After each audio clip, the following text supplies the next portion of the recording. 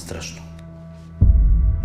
От вчера България е в извънредно положение заради коронавируса. Призовават се работодателите да предоставят възможност на служителите си да работят дистанционно.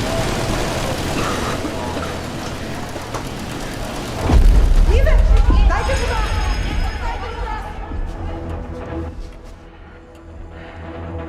Съжалявам. В момента ви показваме шивашкия цех, откъдето е тръгнала заразата. Така нареченият пациент 0 е една от работничките в цеха Ива Донева. Това е пълен абсурд. Не от мен. Колко болни работнички имате до сега? Ако знаете нещо, сега е момента да го кажете. Тези тежки времена, хора като господин Манчини, ни дават надежда, че заедно можем да се справим с ужаса. Само защото е купил целия град, си мисли, че може да прави каквото си иска. Трябва да се запази достойнството на тази жена. Не бях само, всички го правеха. Тук не може, айде, махай се. Махай се.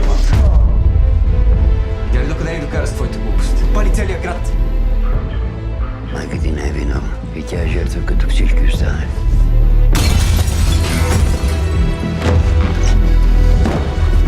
Тук такъв спри! Кога гледаш?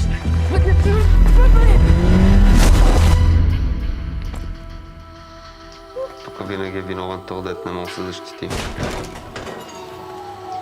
Господин Манчини, а знаете ли, че този скандал стигна и до Брюксел? Не съм се блъскал цял живот да допусна някой от вас да ме прецака. И това, което ни говориха за комунизма едно време, се оказа пълна лъжа. Но това, което ни говориха за капитализма, си излезе истина.